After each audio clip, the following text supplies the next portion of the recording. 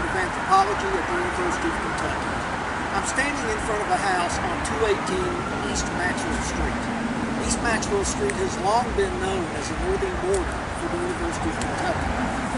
Dating back to the late 19th century, many of these houses are well over 130, 140 years old. I'm standing in front of one of those houses now. The Bingham Davis House, part of the Gaines Center for the Humanities. Beyond being just a classroom for the University of Kentucky, however, this house has a historic past which mirrors part of that of the University of Kentucky. Built between 1881 and 1883, the house has served as a private residence, a dormitory, a sorority house, and over the years has gained a reputation as part of the University of Kentucky campus. Today, it fulfills an even more interesting function. Besides being a part of the Gaines Center, it is also the location for the University of Kentucky Campus Archaeology Project. We're going to be looking at the Campus Archaeology Project today, and we're going to see what is being done and how this particular program works.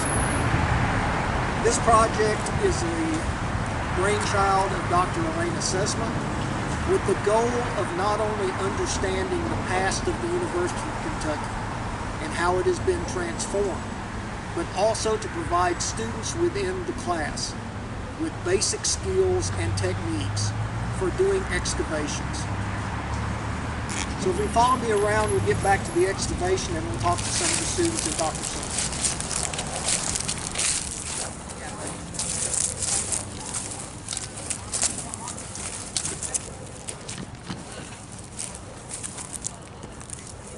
We currently have 3 test units that have been open for this particular excavation.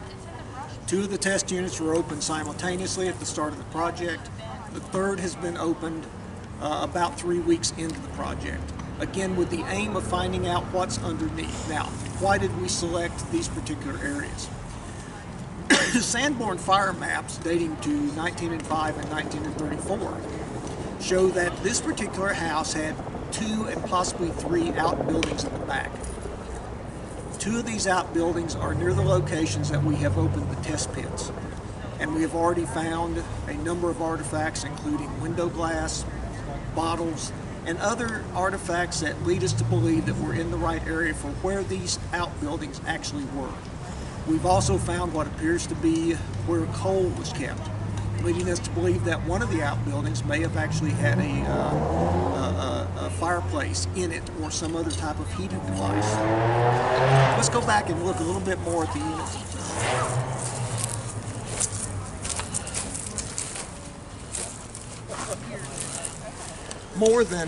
Less than just the large units that we normally think of when we think of archaeological finds.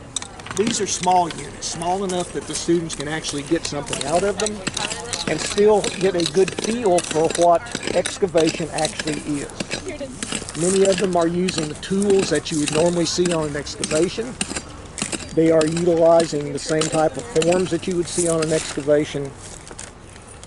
And they are responsible for making sure that everything that comes out of these is recorded. Another interesting facet of this is if you look at all of the test pits, all of them have a little bit different soils in them, which we find somewhat interesting from the standpoint that they are so close together. Test pit number 10 especially is interesting from the standpoint that we do see some limestone rocks in the bottom of it.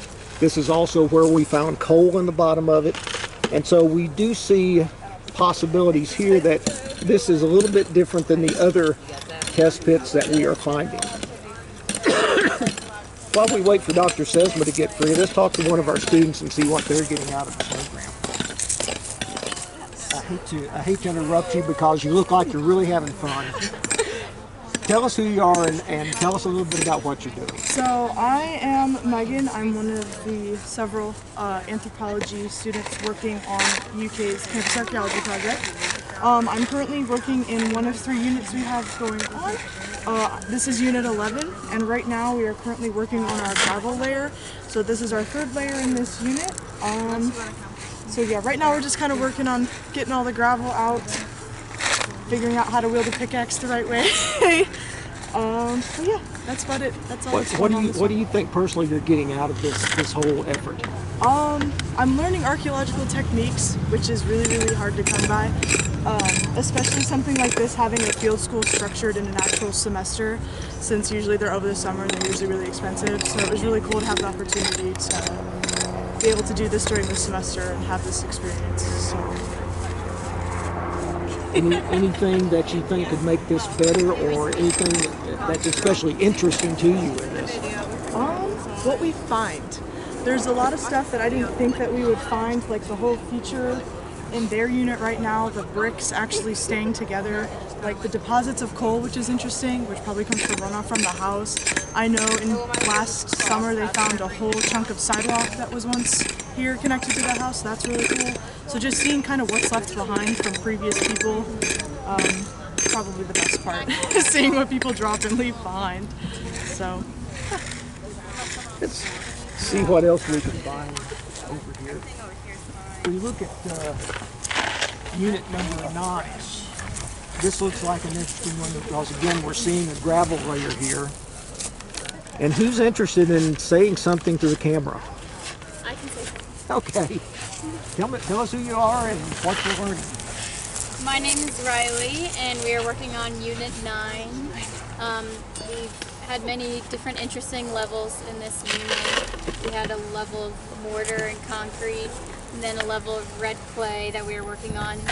And now we can see that there's a gravel layer underneath. And as we're uncovering these different levels, we see what the floor looked like throughout history, and we're uncovering the history of the site. What do you think you're getting out of this personally? I'm learning a lot about archaeological techniques and also record keeping. It's very important to be meticulous about the notes that you take in our field notebooks and also in our field forms through each unit describing what we've been finding. Great. So you think this is definitely a worthwhile course to take if you're a promising archaeology student? Yes, I do. I've learned a lot about different techniques, and in my archaeology classes, when we learn about different sites, I've been applying what I know about excavation from what I've done to the things that I'm learning in class. I'm so sorry. So there's one of the interesting prospects that we see within classes like this. As Megan said, we now have the capability to get field school-like training within a semester's work at a very nominal cost compared to what an actual field school would be. We also see the ability to come directly out of the classroom and use techniques learned within the classroom directly into the archaeological excavations that we have here. Now, this in no way is typical of your very large excavations, but it's not meant to be.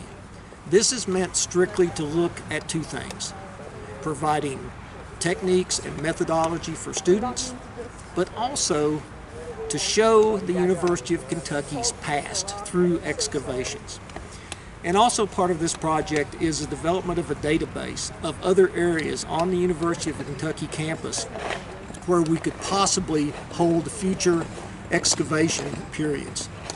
And that database is being developed literally as we speak by this class. This is Dr. Elena Sesma. This project is her brainchild, and over the past 2 years this has proved to be a very good tool for training archaeologists in basic techniques.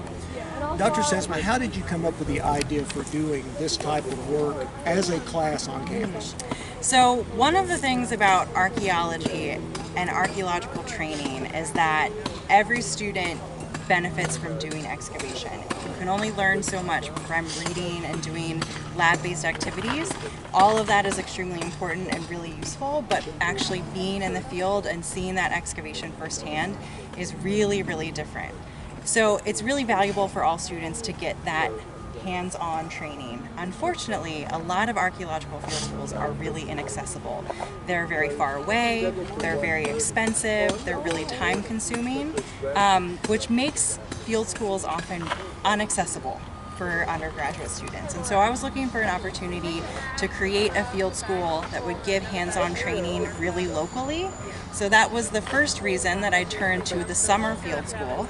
My decision to do this field training course during the semester meant that students who were taking classes full-time or who had part-time jobs and couldn't leave for 6 weeks in the summer could do this course during the semester, could use if they are work-study or on scholarship, they could use that financial aid to cover the cost as well, because sometimes those funds don't roll over into the summer.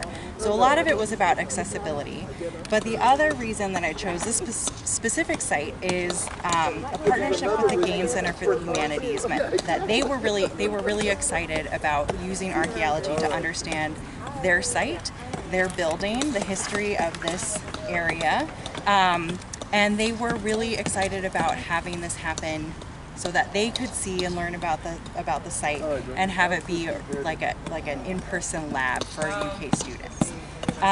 This site in particular, when I looked at it, looked to be very well preserved, and we have found, despite renovations to the buildings in the 1980s and 90s, underneath that layer of modern fill, the stratigraphy is really well preserved, which makes it a really good training opportunity for students to see how archaeologists excavate through different kinds of soil, through different layers, looking at different artifacts, because the site is generally very well preserved. Looking at just this site, and it's a phenomenal effort here. Where do we go from here, though? So we could continue excavating in this one yard for a very long time, and there is potential to keep doing this. But one of the goals, I think, of the Campus Archaeology Project in general is to use archaeology to better understand all of UK's campus, all of the cultural resources that are present above and below ground at UK. So the kinds of methods of excavation, of archival research that we have had students doing on this project could be repeated in different spaces on campus, that look very similar to this one, or spaces where there is a lot more traffic. So the Campus Archaeology Project, we hope, is something that we can use as a tool, as a method to understand the campus and the transformation of Lexington and the impact of the University of Kentucky on the city as a whole. Thank you very much for your efforts. When we look overall at this type of an excavation project, it's easy to simply see this as a way to train students on the cheap. But more than that, this is an attempt to understand the transformation of the University of Kentucky. We are looking here at a site which is over 130 years old. It is a site that was important in the development of Lexington, and certainly a site that was important in the development of the University of Kentucky. Thank you.